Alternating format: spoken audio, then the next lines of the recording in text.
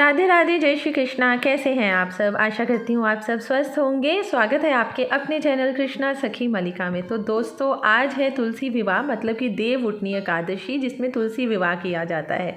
इस तुलसी विवाह में पूजन से, व्रत करने से हमें क्या सुख और सौभाग्य प्राप्त होता है, इसके बारे में भी आज हम ज़रूर चर्चा करेंगे।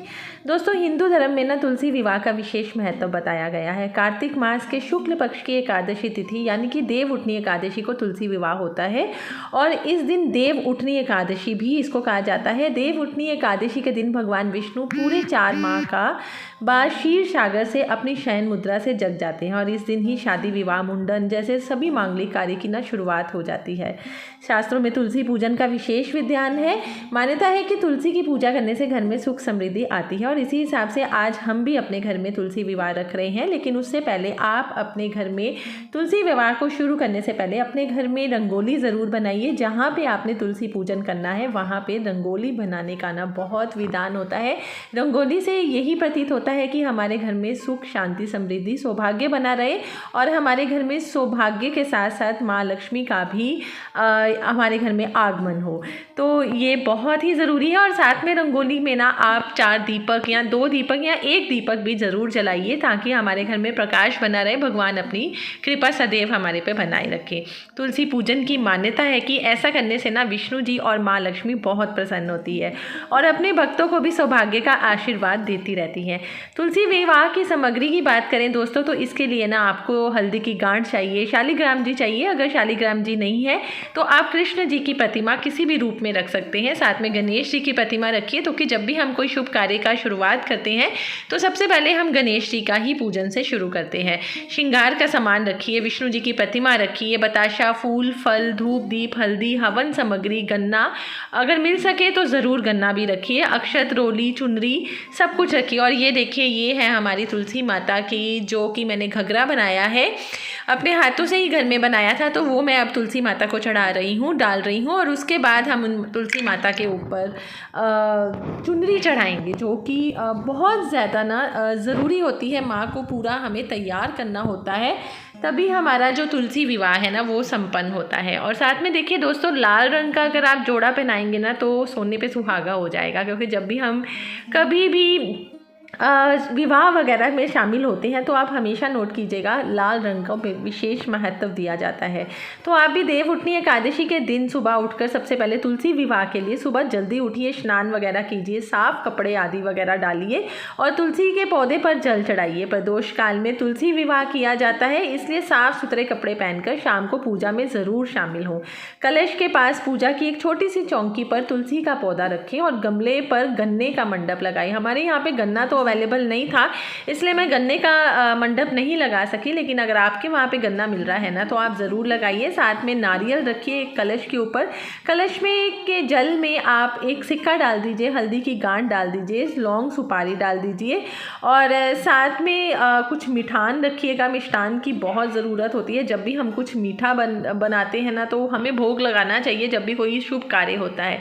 साथ में हल्दी, कुमकुम, और देखिए हल्दी भी हम ज़रूर लगाएंगे, तो कि हल्दी जब हम विवाह करते हैं ना तो सबसे पहले हल्दी लगाई जाती है। तो इसी तरह से आप तुलसी माता के ऊपर सबसे पहले हल्दी लगाइए, कृष्ण जी को हल्दी लगाइए। जब भी विवाह होता है तो सबसे पहले इनको हल्दी लगाई जाती है। हल्दी लगाने से देखिए एक तो रूप आता है, यही कहा जाता है हमारे शास्त्रों में, हमारे जो कि सनातन धर्म में, कि हल्दी शिव विवाह से पहले बहुत ज़रूरी होती है। अब एक गणेश जी की प्रतिमा ले लीजिए, कोई भी आपके पास छोटी सी गणेश जी की प्रतिमा होगी, उसको तुलसी माता और जो कृष्ण भगवान हैं उनके पास स्थापित कीजिए और उसमें फिर हम पूजन करेंगे। सबसे पहले गणपति जी का आवाहन करेंगे और आवाहन में गणपति जी को आप रोली मोली अक्षत लगाइए, तिलक लगाइए और उनके पास मिष्ठान वगैरह रखिए, दीपक जला दीजिए, फूलों का कुछ आसन दीजिए। और देखिए दोस्तों, अगर आप एकादशी को तुलसी जी का विवाह कर रहे हैं ना तो उस दिन आप चावलों का बिल्कुल भी प्रयोग मत कीजिएगा। कई लोग द्वादशी के दिन मतलब कि देवउठनी एकादशी के अगले दिन द्वादशी को तुलसी विवाह करते हैं, तो उस दिन आप चावलों का प्रयोग कर सकते हैं। अगर आप एकादशी के दिन कर रहे हैं तो आप चावलों की जगह सफ़ेद तिल का प्रयोग कीजिए। जो भी आप आसन वगैरह देते हैं तो वो सफ़ेद तिल का आसन और फूलों का आसन हमें देना चाहिए, भगवान गणेश जी को, तुलसी माता को और कृष्ण जी को। और जहाँ पर आप दीपक जलाते हैं वहाँ पे भी आप तुलसी के दीपक के नीचे भी आप फूलों का आसन दीजिए। कभी भी हमें दीपक खाली नहीं जलाना चाहिए। अब हम श्रृंगार अर्पित करेंगे, जिसमें तुलसी माता के 16 श्रृंगार होते हैं, उनकी चूड़ियाँ होती हैं, उनको मेहंदी लगाई जाती है।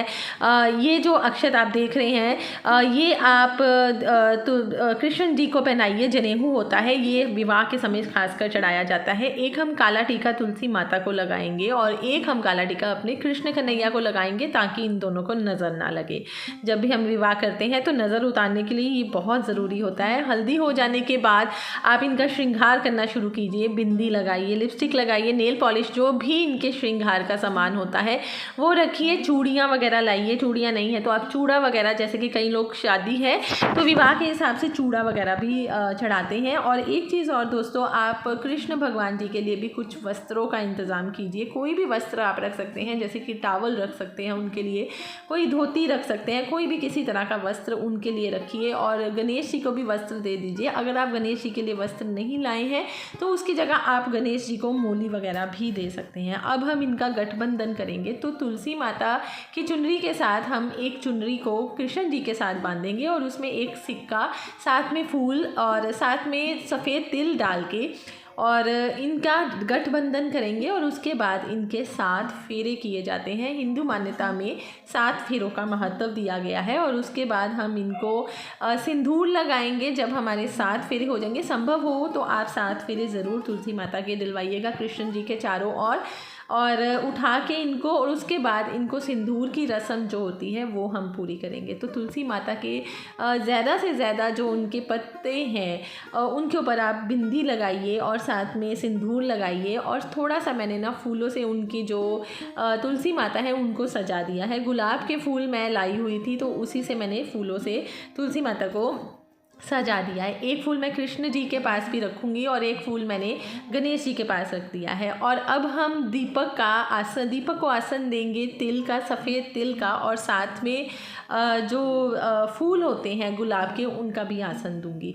और अब आती है जयमाला की बारी। तो जयमाला में हमने 2 जयमाला रखी हैं, एक हम कृष्ण जी को पहनाएंगे और एक हम तुलसी माता को छुआ कर पहनाएंगे। तो सबसे पहले तुलसी माँ कृष्ण जी को जयमाला पहनाएंगी। तो तुलसी माता को छुआने के बाद उनके हाथों से आप अपने हाथों से कृष्ण जी को जयमाला पहनाइए। और उसके बाद कृष्ण जी को हाथों से जयमाला छुआने के बाद आप तुलसी माता को ये जयमाला पहनाइए। तो इसी तरह से आप इस विवाह को संपन्न कीजिए। और विवाह हमें ज़रूर करना चाहिए, इसका हमें बहुत शुभ फल प्राप्त होता है। कार्तिक मास, जैसे कि आप सब लोगों को पता है कि इसका बहुत महत्व है, बहुत बड़ा महीना माना जाता है, पूरे साल में ये आता है और सभी देवी देवता इस दिन आते हैं।